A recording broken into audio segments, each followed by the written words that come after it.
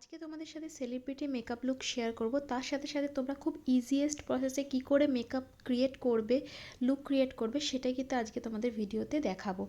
তো সবার ফার্স্টে বলে রাখি, এই যে শাড়িটা আমি পরেছি এটা মিনিমাম 25 থেকে 30 বছরের পুরনো শাড়ি, কারণ এটা আমার দিদার শাড়ি। এই শাড়িটা দেখে আমার সবার ফার্স্ট আলিয়া ভাটের যে লুকগুলো হয় আমার সেইগুলোই মনে এসছে।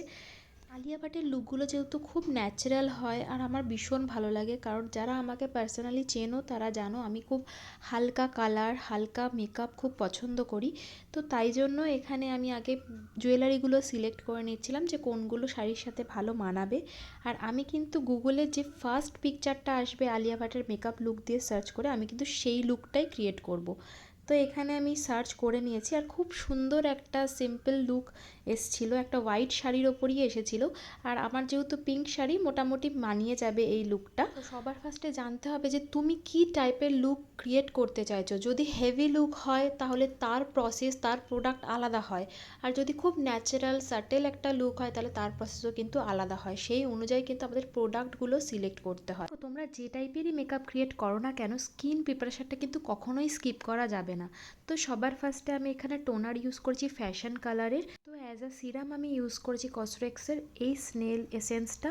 দেখো এই করতে গিয়ে তো আমি শাড়িতে একটু ফেলেও দিয়েছিলাম। তো তারপর একটুখানি ভালোভাবে আমি স্কিনে অ্যাবজর্ব হতে দিচ্ছি। আর প্রত্যেক কটা প্রোডাক্ট দেওয়ার পর অন্তত 30 সেকেন্ডস করে তোমরা একটুখানি ওয়েট করবে, তারপর প্রোডাক্ট কিন্তু ইউজ করবে। তাহলে কি আমাদের স্কিনের মধ্যে খুব ভালোভাবে অ্যাবজর্ব হয়। তারপর ময়েশ্চারাইজারের জন্য ইউজ করছি মিনিমালাইজডের এই ময়েশ্চারাইজারটা। যারা ড্রাই টু নর্মাল স্কিনের রয়েছে তারা কিন্তু এটা ইউজ করতে পারো। স্নেল এসেন্স কিন্তু ওটা ডেতে ইউজ করবে না, আমার কোথাও যাওয়ার ছিল না, জাস্ট তোমাদেরকে মেকআপ লুকটা শেয়ার করব সেই কারণেই দেখাচ্ছি। ড্রাই স্কিন যাদের রয়েছে তাদের জন্য কিন্তু ওই সিরামটা খুবই ভালো। তো এখানে ভালোভাবে ময়েশ্চারাইজারটাকে আমি ভালো করে অ্যাপ্লাই করে নিচ্ছি। এবার আসি মেকআপের কিছু কথাতে। দেখো সেলিব্রিটি মেকআপ লুকগুলো এরকমই হয় যে খুব ন্যাচারাল খুব স্কিন ফিনিশ একটা লুক থাকে। আমি একটা জিনিস লক্ষ্য করে দেখেছি, যারা সেলিব্রিটি মেকআপ আর্টিস্ট রয়েছে তারা কিন্তু খুব মিনিমাল প্রোডাক্ট ইউজ করে, একদম কম অ্যামাউন্টে কিন্তু মেকআপ ইউজ করে এবং স্কিন প্রিপারেশনটাই কিন্তু খুব ভালোভাবে করে। তো এখানে আমি লিপে একটা লিপ বাম ইউজ করে নিয়েছি, ডট অ্যান্ড কিয়ের ছিল সেটা। তারপর আমি দেখো যেহেতু মেকআপ লুকটার মধ্যে এমন কিছুই নেই ওই জন্য আমি কিন্তু আগে একটা স্টোভ ক্রিম ইউজ করেছি। এটা ল্যাকমির স্টোভ ক্রিম, এটা খুব ন্যাচারাল একটা ফিনিশ দেয়, একদম কোনো গ্লিটার পার্টিকেলস নেই এটার মধ্যে। তোমরা দেখতেই পাচ্ছ স্কিনটা কত সুন্দর হেলদি লাগছে, হাইড্রেটিং লাগছে। যাদের ড্রাই স্কিন তারা অবশ্যই এটা ইউজ করতে পারো।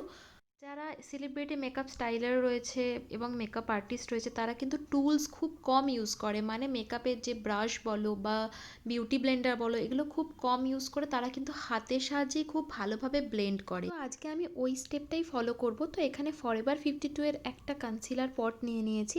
এখানে আমি দুটো শেড মিক্সড করে আমার শেডের কাছাকাছি একটা কিন্তু টোন আমি ক্রিয়েট করেছি আর সেটাকেই কিন্তু হাতে করে ভালোভাবে ব্লেন্ড করছি। তোমরা যখন ফাউন্ডেশন ইউজ করবে না তখন এই ট্রিকটা কিন্তু কাজে লাগাতে পারো, তাহলে আমাদের কিন্তু বেস খুব ন্যাচারাল হবে এবং স্কিন ফিনিশ হবে। আমি কিন্তু কোনো রকম ফাউন্ডেশন ইউজ করিনি। তারপর আমি একটা লুজ পাউডার দিয়ে বেক করেছিলাম, সেটা কোনোভাবে ভিডিওটা আমার ডিলিট হয়ে গেছে। তো তারপর আমি ইউজ করেছিলাম হচ্ছে ব্লাশ, ওটা ম্যাকের ব্লাশ ছিল। আর এখানে আমি দেখাচ্ছিলাম যে দেখো পিকচারটার মধ্যে হাইলাইটারটা খুব সুন্দরভাবে দেওয়া রয়েছে।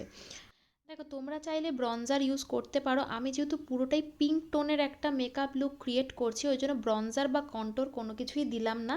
এখানে আমি হাইলাইটার ইউজ করছি হচ্ছে মেকআপ রেভলিউশনের সোফেক্স প্যালেটটার থেকে পিঙ্ক শেডটা দিচ্ছি।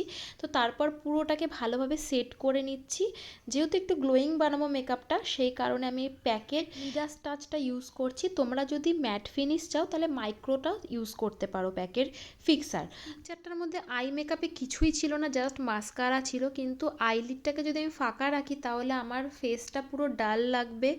আর তাই জন্য তোমরা চেষ্টা করবে যে কোনো ব্রাউন শেড বা পিঙ্ক শেডের হালকা কোনো একটা কালার তোমরা দিয়ে জাস্ট লিডটাকে পূরণ করবে। আমি সেটাই করেছি, একটা ব্লাশ থেকে ম্যাকের ব্লাশটার থেকে কিন্তু আমি লিডটাতে পূরণ করে নিয়েছি। আর এখানে মাস্কারা পরে নিয়েছি ডাবল ট্রাভেলের। আর এখানে দেখো একটু হাইলাইটার দিয়ে আমি ইনার কর্নারটাকে হাইলাইট করছি, ওই পিঙ্ক হাইলাইটারটা দিয়েই করছি। তো এখানে দেখো আমার ফুল ফেস কিন্তু রেডি। এরপর লিপসটা কি করব তোমরা দেখো, লিপস কিন্তু পুরোপুরি লিপস্টিক ইউজ করব না, এটা হচ্ছে স্টেক ওয়ার্কের ব্যাডাসের একটা লিপস্টিক। জাস্ট 3টে ডট দিয়ে এইভাবে লিপস্টিকটাকে দিলাম। তোমরা যে কোনো পিঙ্ক শেড, যে কোনো নিউড শেড নিতে পারো।